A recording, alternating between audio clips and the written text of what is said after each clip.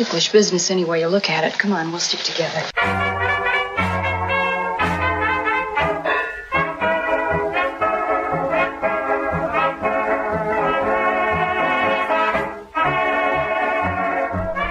It's Ticklish Business, the podcast devoted to honoring and deconstructing the world of classic cinema. As always, I'm your host, Kristen Lopez. And we finish out our John Dall tribute as guest Lauren Humphries-Brooks joins me once again to look at Dall's performance in the gritty 1950 noir Gun Crazy. A great star act.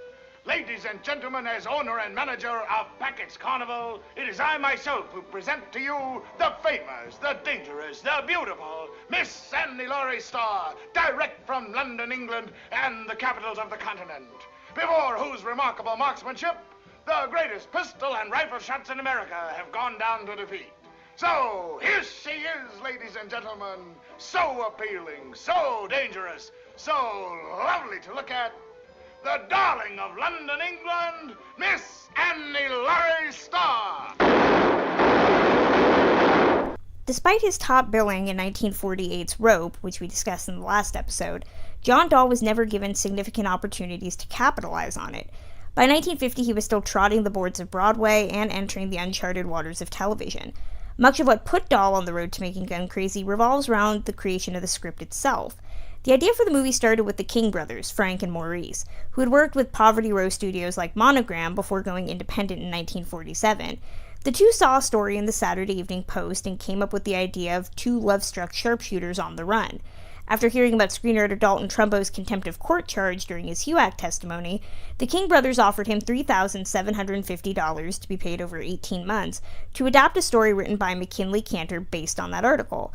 The finished product was attributed to Cantor and Miller Kaufman, but Kaufman was a front to keep Trumbo out of trouble. He hoped that it would compel MGM to reinstate his contract after he had been blacklisted. But unfortunately, this wasn't the case, and Trumbo would be barred from having his name on his scripts for several years. The finished product was 375 pages long, which is about 5 hours of screen time, and went to Joseph H. Lewis. Lewis had worked in Hollywood since the 1920s, where he started as a camera assistant. He received a directing contract from Universal in 1937, where his penchant for creating unique camera angles, especially ones seen through the spokes of a wagon wheel, earned him the nickname Wagon Wheel Joe. And much of what you watch in Gun Crazy, the unique camera angles and the shooting from the back of a Cadillac, is attributed to Lewis's unique eye. Up until the 1970s, Lewis maintained he never knew Trumbo had written the script, though this remains in doubt.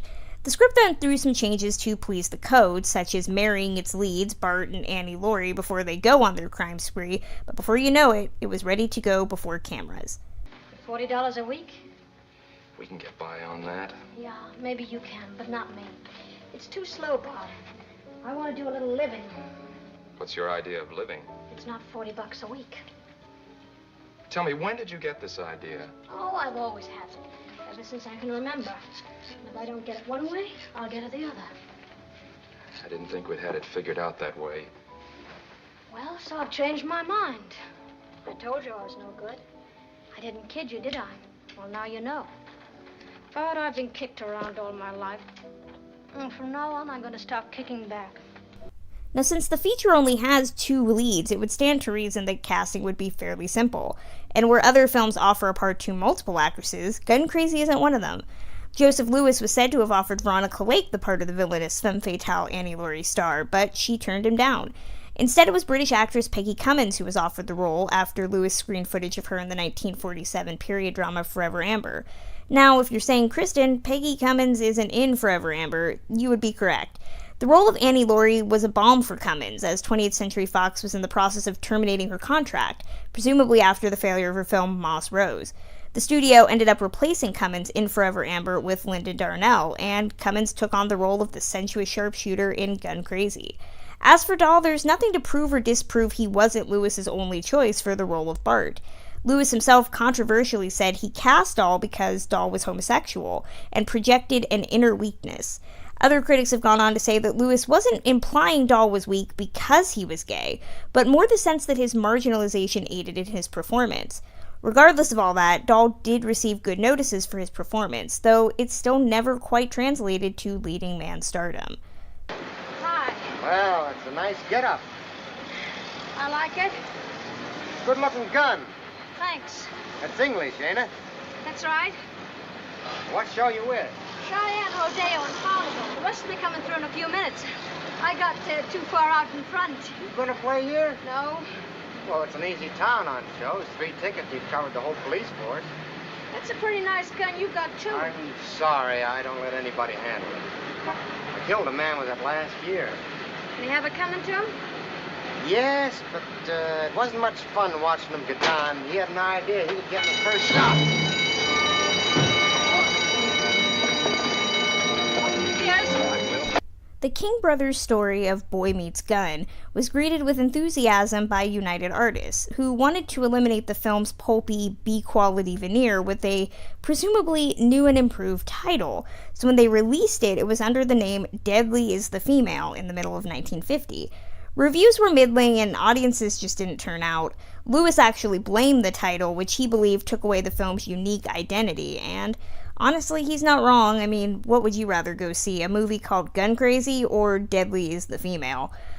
In August of the same year, Lewis demanded a re-release under the original title of Gun Crazy, but by that point the theaters really weren't keen on screening a film that had already had its due and voted against it. The little picture held its own, though, becoming a landmark in film noir. In 1998, it was selected by the Library of Congress for preservation and has received rave reviews from critics who have discovered it decades later. In 1994, when director Peter Bogdanovich interviewed Joseph Lewis, Lewis praised the film, saying, quote, $400,000 and 30 days of shooting time to put together a movie that had withstood the test of time.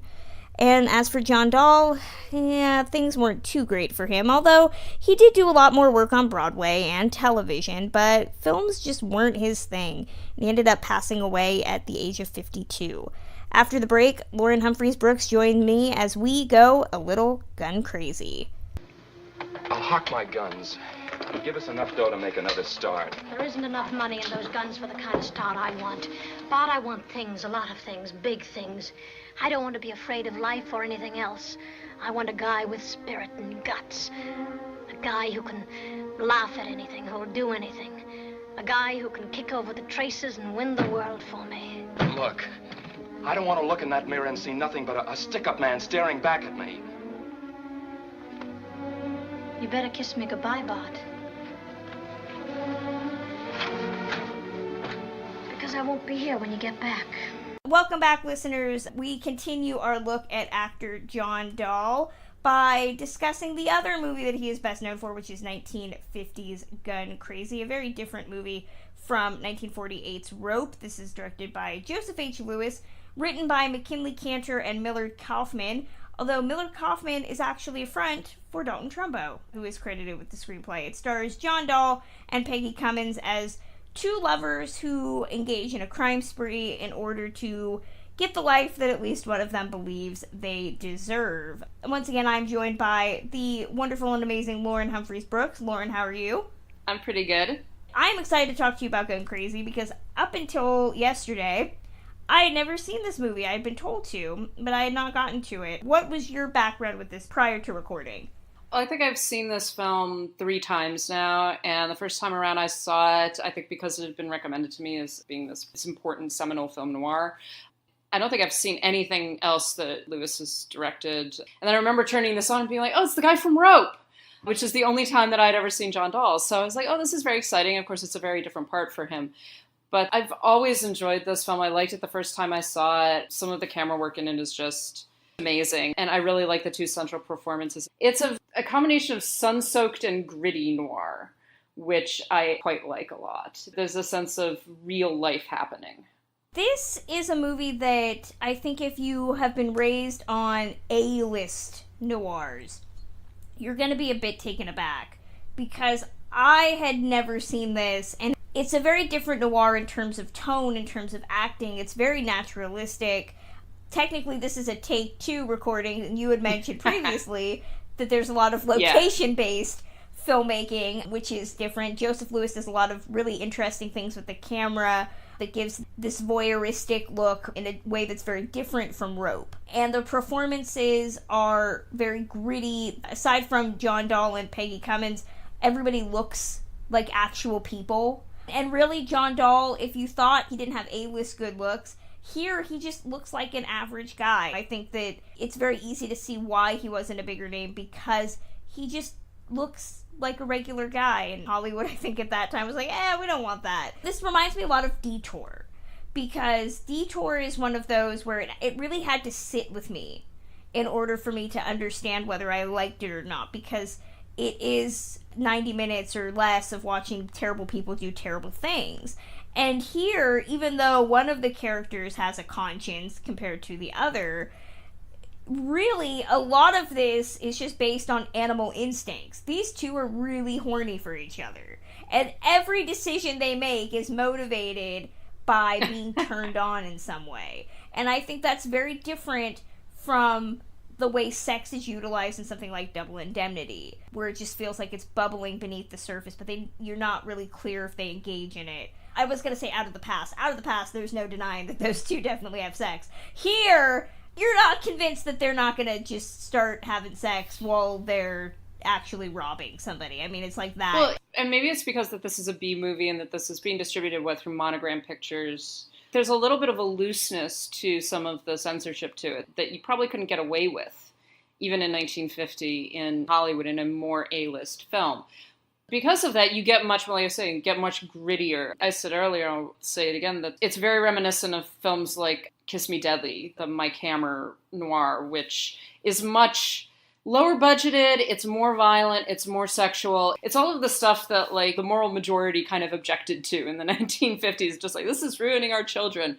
And Gun Crazy is very much in that vein. I was interested in the fact that I hadn't realized that Dalton Trumbo wrote the screenplay for this, which sort of gives it another interesting layer. And Trumbo, even in the screenplays that he was credited with before he was blacklisted, there's always that sense of trying to push the envelope just a little bit, of really doubling down on things like drawing the parallels between these two people having a relationship with violence and a relationship with sex, and particularly the gun. And the gun is like this sexual instrument, this phallic instrument. And that's very interesting in this film. And it comes up in other movies, but this one really does push that. There's been several lovers on the run type of movies, and I would say that Bonnie and Clyde, which was made in 1967, owes its life to this movie. Bonnie and Clyde is more of a remake of Gun Crazy than it actually is a biopic of Bonnie and Clyde. But you've seen this type of story done before in stuff like Fritz Lang's You Only Live Once, or Nicholas Ray's They Live by Night. And they've done it since with Sam Peckinpah's The Getaway, or Badlands, or Oliver Stone with Natural Born Killers. And here, especially in comparison to something like You Only Live Once, which is one I've seen recently, there's this moral majority to it, that the characters know right versus wrong. And here, that's not really the case. They understand right versus wrong, and at least the Peggy Cummins character doesn't care about that. But you brought up sex and violence, which is what we talked about last time with Rope. It's all about sex and death. But here I think it's more over with the presence of guns, which you mentioned was a phallic object. I'm not exaggerating. This movie is all about these two wanting to have sex with each other. I mean, the minute they meet, the camera's just looking at John Dall's face. Or when they go up to do the shooting contest at the beginning, and they just are, like, stalking around each other, looking at each other. And she shoots the gun between her legs, and you're like, it's not subtle, man. There is not a lot of subtlety at all. Every scene has a sexual negotiation, from the way that Laurie is negotiating them robbing this bank, and she's in the robe, and the implication is that she's nude, to when they're talking about going to find a parking space for the bank. I mean, you're reading every line as if it's sexually suggestive, and compared to Rope, how do we think the chemistry between the two leads here works, or does it work? I do think that it works. You get the sense that it's very actually similar to some of the things that Godard and Truffaut did later. This sort of mad love, basically. They're destructive for each other, and probably the most damaging thing that they could have done for either of their lives was to be together. But they have to be together. They have to have this outlet. And the thing is, for the most part, they get married pretty early on in the film. So the implication is that they are having sex. They are, like, quote, legally.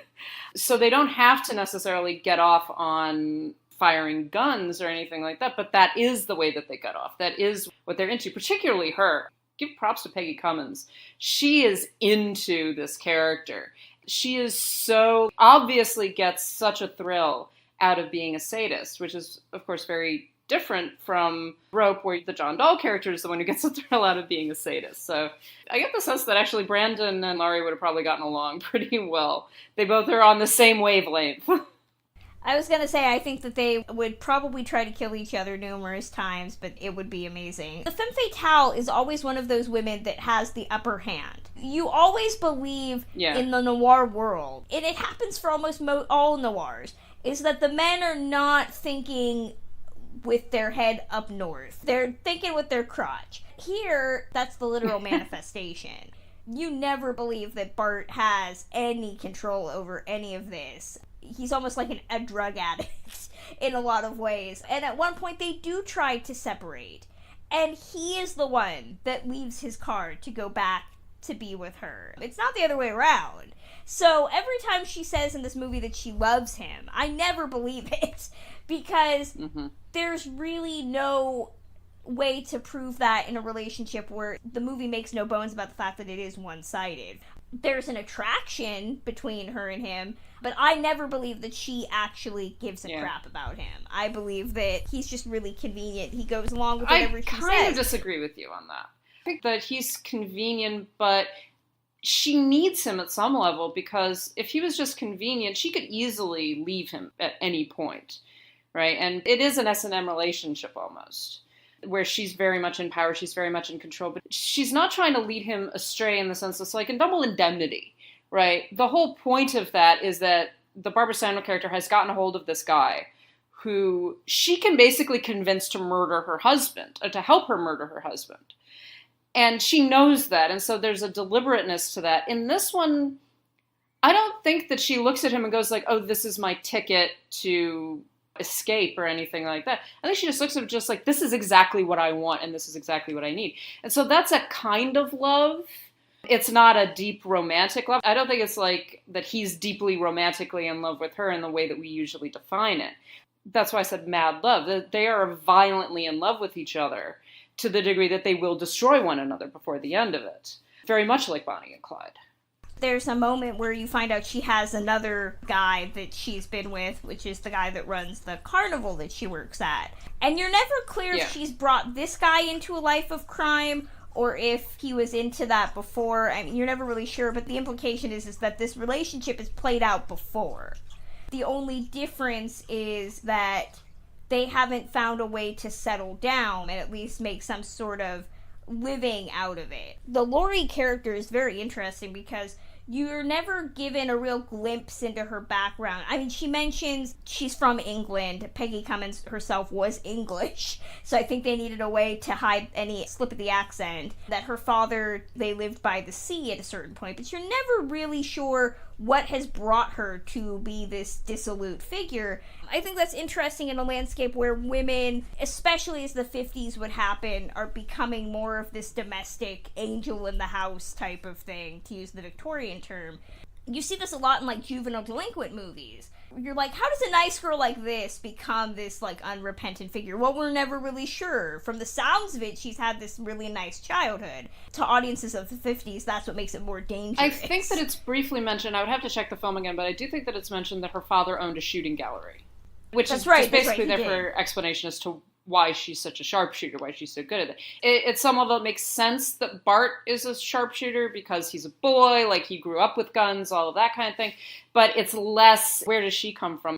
It's interesting because we do get a lot of Bart's backstory and what he was into and why he is the way that he is. Whereas with her, like you're saying, we're introduced to her and we get very, very little background.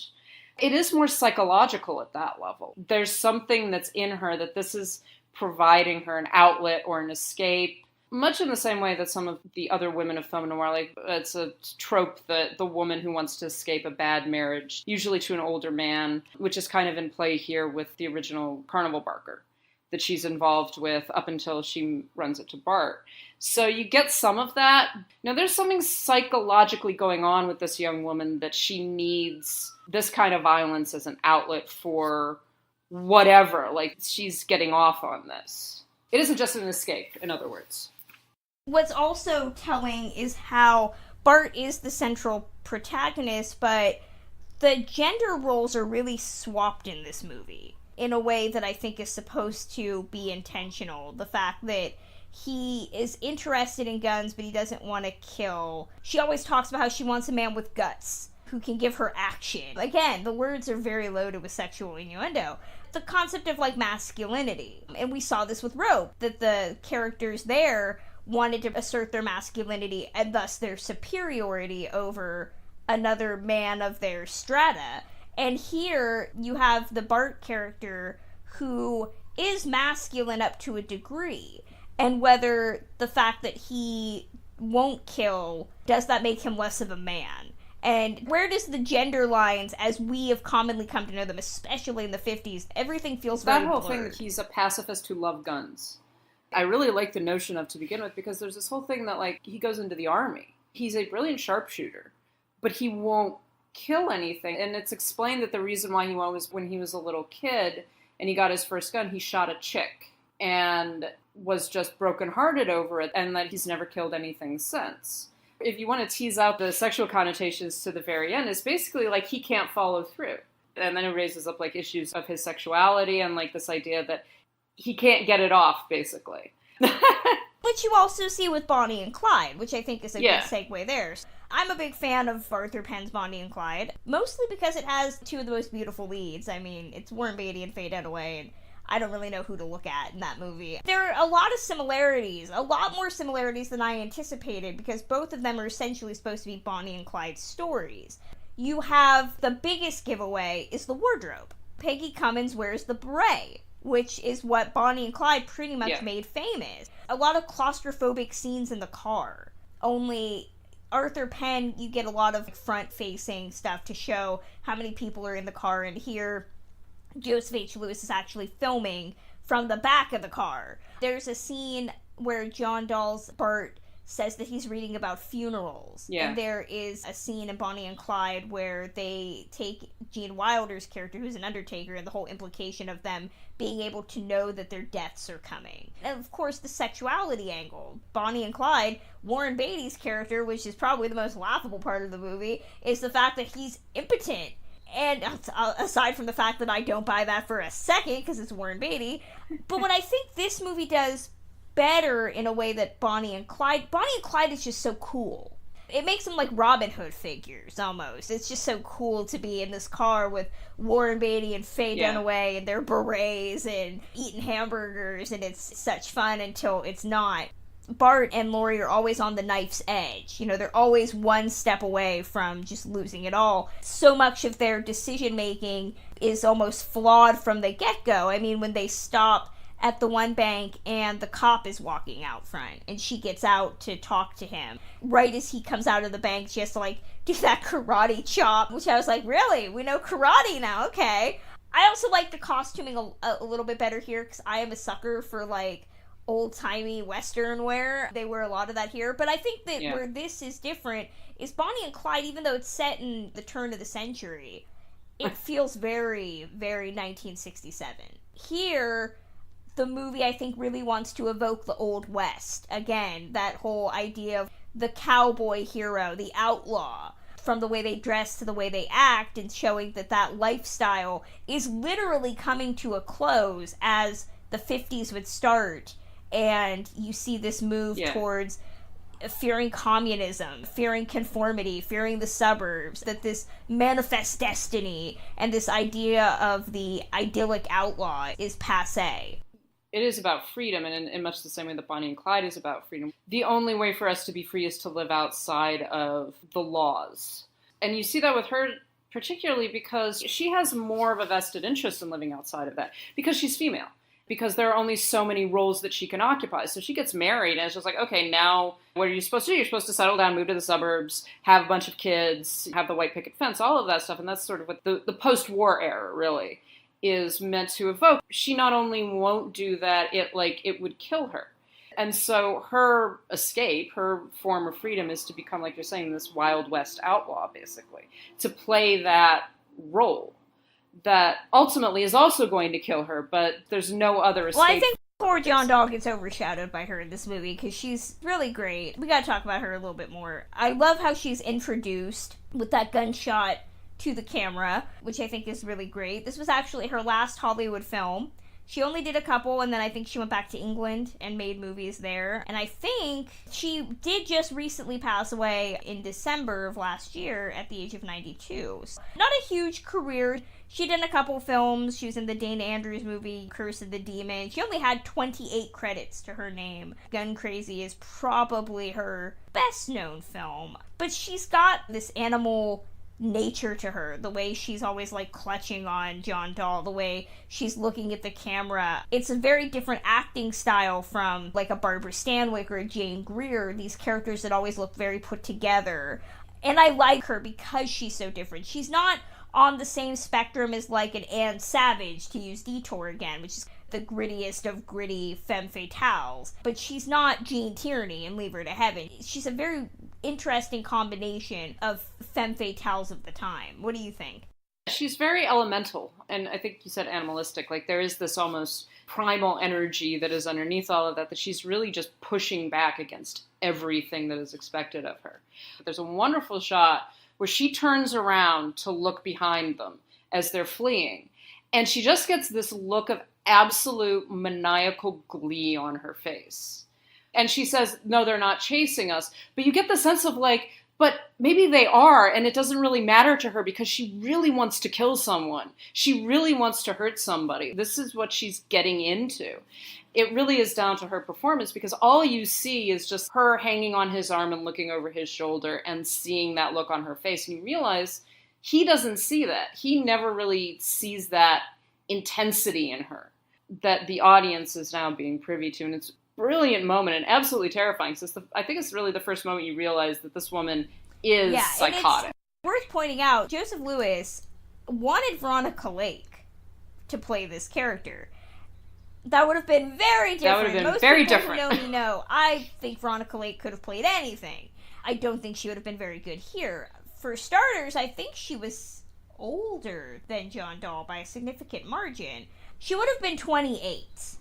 But I think by 1950, Veronica was in the dregs of her career. I don't think it would have elevated her career, but I think it would have given it a far more enduring light in the 50s, because as the 50s came through, Veronica really, really struggled to this sad end. It would have been interesting. I think it would have been the final film that she'd probably have been remembered for, but I think she would have been horribly miscast, because if you look at Veronica in noirs that she did at the time, stuff like The Blue Dahlia and This Gun for Hire, which by that point she had not made a noir. Her last noir was 1946, so she had not made another noir in like 4 years. She's always played the very polished, prim.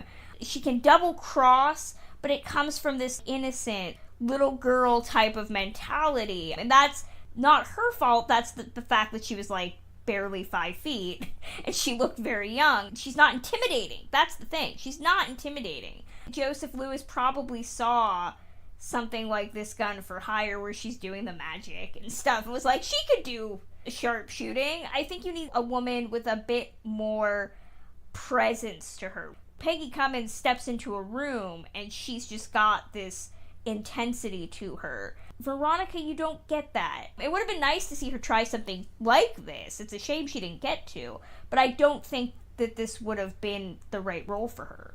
It would have been a very different part. I'm struggling to even imagine her in this part. Because you're right, she's so cool. She just would have given off a completely different vibe, and it might have worked. It might have worked, but it would have been a much more understated film in general, because you would have had Dall, who is a fairly understated character here. Combined with her, it just would have been much quieter in some ways. It might have worked. I have no idea. I think it would have been interesting just to see. I always want to see these kinds of things happen. I'm like, okay, so can you like make both films? Like make this film and then we can compare it with that one and we'll see who plays the part the most interestingly, or how the role changes. It's worth pointing out too that this film's alternate title was Deadly is the Female. Compared to other noirs where I mentioned that men aren't really thinking straight in noirs, all noirs. Most of them though have this concept of Mostly, I think of like Fred McMurray, where he's sitting there thinking about how the woman did it. The woman did it.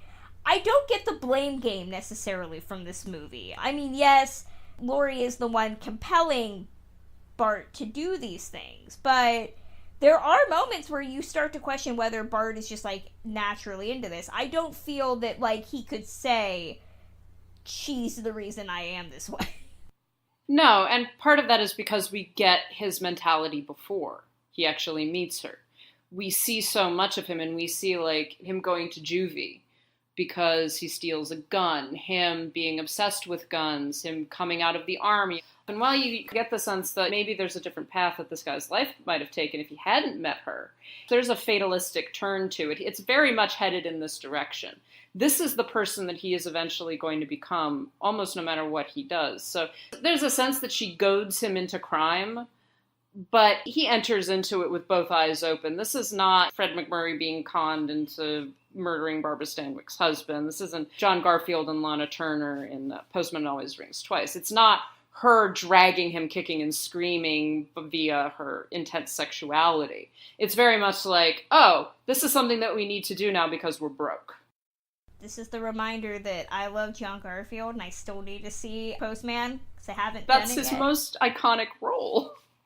I know! I'm working with what has been on TCM, and that has not been on TCM yet. TCM people, I'm hoping, are listening. Schedule that so that I can watch it. You brought up other noirs. What I noticed specifically is that there's a moment where Bart and Laurie, it's like snowing, they're in this little hovel, and she's like upset, and he talks about how this is how she imagined it, their relationship. And it reminded me that the movies, all movies, not even noirs, but most movies end with the couple getting together and then the credits come. It's a moment that made me think of something like The Graduate, where Dustin Hoffman and Catherine Ross are sitting on the bus at the end, and they're like contemplating, like, did I just make a horrible mistake? And here, when Bart asks Laurie if this is how she imagined their relationship would be, it reminds you of how movies really end on this notion of hope, or even noirs end on this whole concept of death is coming for you.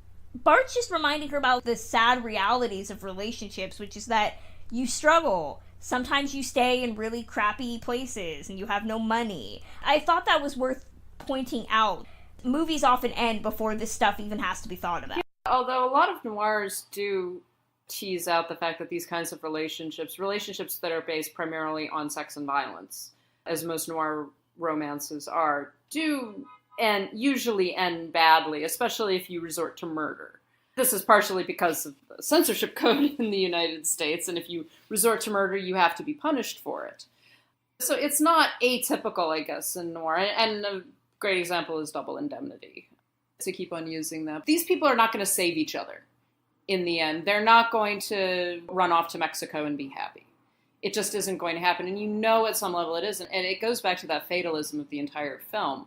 I don't know if some of the French filmmakers were later inspired by this film, but it certainly has those elements. Some of Godard's films have the same attitude of, this is insane, and this is fatalistic, and this is how it is going to end, because it's the way that destiny has ordained it, basically. There's no other way it can end. I kind of like that about this film, that they do just both go into it being, we're going to destroy ourselves. Let's go for it. As the 50s start up, you get the rise of the juvenile delinquent movie, which is also acting as this stark reminder to parents more than anybody, you know, this is what your children are doing. It's funny because I was watching this and I watched Old Yeller for another podcast right around the same time, and my co-host probably was a little surprised that I brought it up, and I'm watching this. There's a scene in this movie where little Russ Tamblyn, who plays young Bart, is sitting in a schoolhouse with a gun in his hand, telling all the children about how he got it and how it's amazing, and the teacher just comes in and she's like, you need to give me the gun, and he's like, no, I'm not. And I was sitting there thinking, God, remember the days? I don't even know if there were days. This might just be movie fantasy playing out. Maybe there never was a day. Remember the day where the concept of a young man walking into a school with a gun wasn't terrifying? He has morals. It is a weird moment. I mean, at least looked at with modern eyes. I would really like to know how the 1950s reacted to it, because that moment I was just like, he's like playing with a 6-shooter in the middle of a classroom. And all the kids are like, oh, that's really cool. It's like, no, it's not. This is not okay. He's like 14 years old.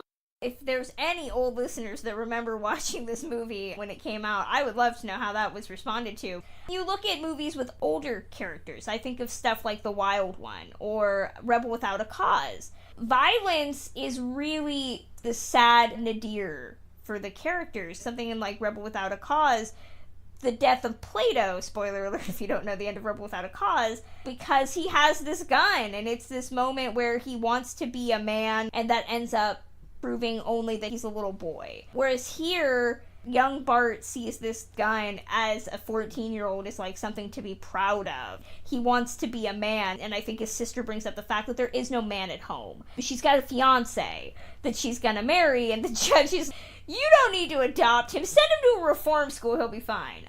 And then you get the apotheosis of the juvenile delinquent in the 60s with West Side Story. This concept that, like, kids bring on violence because they don't really understand the consequences of it. So where do you think watching this movie fits, or does it fit, in the whole juvenile delinquent subgenre that popped up? I mean, it does, and in the moralistic way, in that violence begets violence. So he's obsessed with instruments of violence. They try to direct that in some way. So first, the judge is basically like, no, you can't break into places and steal guns. There has to be a consequence for this. He says you can like shooting, that's fine, but you can't actually steal. And I was sitting there thinking, that's a really interesting argument there, Judge. Well, it's interesting given in the 1950s with America's relationship to guns and gun culture that his interest in guns isn't bad. It's the fact that he misuses them and that he's taking it too far, as it were. And so what ultimately happens to him is that they send him to reform school, and it seems to work. He ends up going into the army and training other sharpshooters. So he's directing that intense interest in weaponry into socially acceptable channels, finally, and then he meets Laurie and winds up directing it in less socially acceptable channels. I mean, you could read almost a criticism of gun culture in general, in that he's so obsessed with this as evidence of his manhood, but he's also unable to use it for what guns are actually used for, which is to kill things. It's this undirected desire, basically. And then when he meets this woman, he directs it, and he directs it in the direction of using it to kill things. He kills people, he commits robberies, he goes against the legal system. This is the direction that juvenile delinquents are going to go into, and it's very depressing, actually, in its own way, because that entire scene in the courtroom where they're saying, like, he's not a bad kid, and he isn't. And he's not a bad person as a man, either. It's just this obsession of his that has no other direction winds up completely consuming him and eventually killing him because he doesn't have any place else to let it go. We should talk briefly before we close out about John Dall. This is the last movie most people would know him for. He did some other things after this. He really embraced television more than anything else. He was, again, supposed to do a lot more stuff after this movie, but nothing ever really panned out. So he starred in one other movie after this called The Man Who Cheated Himself. That was it for a decade. He did a lot of television, he did a lot of plays, and then he came back for a brief role in Spartacus, and then he did his final movie, Atlantis: The Lost Continent, in 1961. He was on Perry Mason for a couple of years, and then that was it.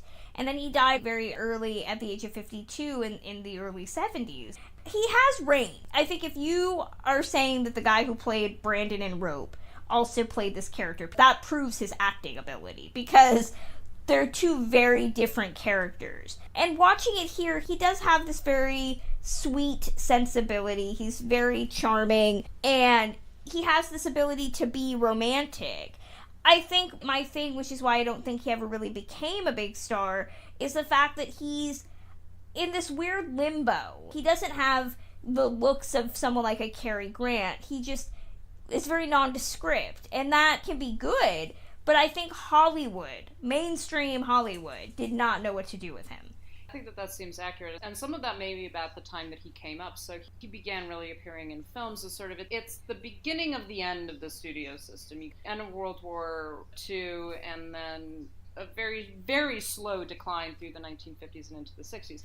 I get a sense almost that if he had been a little bit younger, and maybe had been in like his 30s in the 1960s, and that was when he was being pushed as this Hollywood star, he would have had better success, because he really does remind me of people like Jean-Paul Belmondo, who was in so many of Godard's films. He's good looking without being overpoweringly good looking. Like you say, he's not Cary Grant, he's not John Garfield, he's not Marlon Brando or Paul Newman or any of those guys, but he's got this interesting everyman face, and he could play a lot of different parts.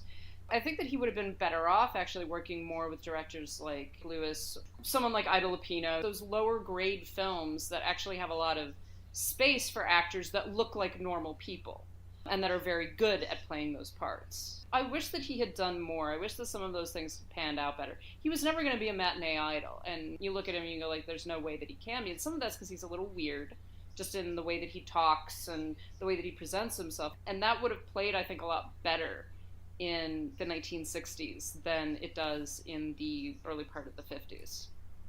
Am I the only one that thinks that Ed Helms kind of is poised to play him in a biopic one day? They have a very similar look. I kept watching this movie thinking, yeah, very Ed Helms. It's very weird.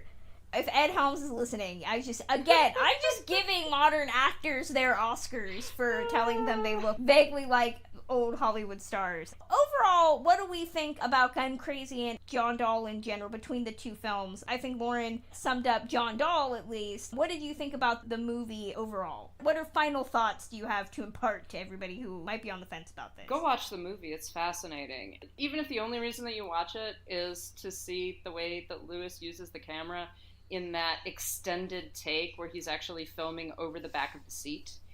It is fascinating. As anyone who loves cinema just should watch that, because he does it so well, it works so well, and it's a really interesting technique being used in B-noir. That's very cool, and it's an interesting film at worst. And at best, I mean, I love it. I think that it's awesome. I think that, like, the ending is great, the two lead actors are great. It's got that very 1950s, the sort of ancillary characters who are there to impart the moralism of the story, but the center of it really is just this intense, nasty, fatalistic relationship. This is worth watching because it's a very different type of noir. If you're used to the A-level noirs, you need to check out some of the Bs, because they were far more adept at conveying naturalism and sexuality and violence in a way that I think A-level noirs were hindered by with the code.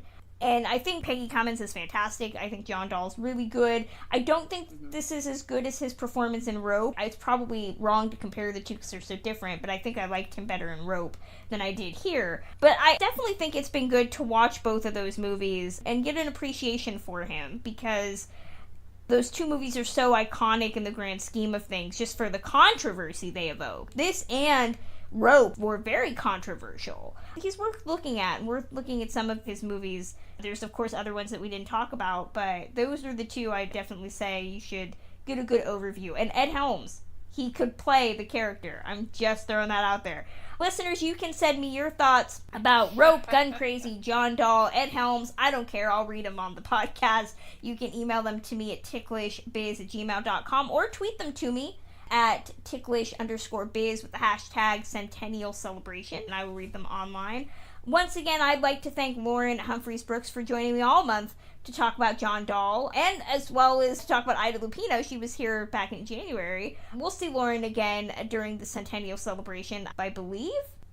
She will be back at some point. We all know this. But Lauren, where can fans read more of your stuff, see more of your stuff? Where can they get in touch with you online? You can get in touch with me on Twitter at LHBusiness. I've also got my own little film blog. I basically write whatever I feel like. SuddenlyAshotRang.com. And, of course, I am on the Citizen Dame podcast and on the Citizen Dame website with Kristen. That's going to close out this edition of Ticklish Business. You can listen to Ticklish Business a multitude of different ways, either directly at ticklishbusiness.podbean.com, via Stitcher Radio and Player FM, or on iTunes. If you listen via iTunes, please consider helping the podcast out by leaving a rating or review. As always, you can contact me directly at ticklishbiz, that's B-I-Z, @gmail.com, or visit me at my official website where I discuss classic films regularly, journeysandclassicfilm.com. The podcast is also on Twitter at ticklish_biz. Want to learn more about upcoming episodes or hear exclusive content before anyone else? Then consider supporting Ticklish Business via Patreon. I have a wealth of amazing perks, and all your donations go right back into making Ticklish Business the premier classic film podcast. Right now, patrons can hear my interview with Michael Curtiz biographer Alan K. Rohde. I'll also be putting up my TCM Classic Film Festival audio over the coming weeks, and patrons can also learn right now about the 2 spin-off series I'm creating exclusively for Patreon subscribers. Also, anyone who becomes a patron in the month of May is eligible for a secret prize pack from the Ticklish Biz Vault. Now, I understand May is almost over, and let's just say we're going to continue that into June. I swear, I will give something away at some point. Want to learn more about the stars turning 100 this year? Well, if you're a member of TCM's exclusive fan club TCM Backlot, you can read my year-long series about the stars highlighted here, discussing films and information that you won't hear on the podcast. Next time, things are heating up as we devote the month of June to actress Rita Hayworth. Guest Nell Minnow joins me as we kick off our Hayworth tribute discussing 1946's Gilda. Till then,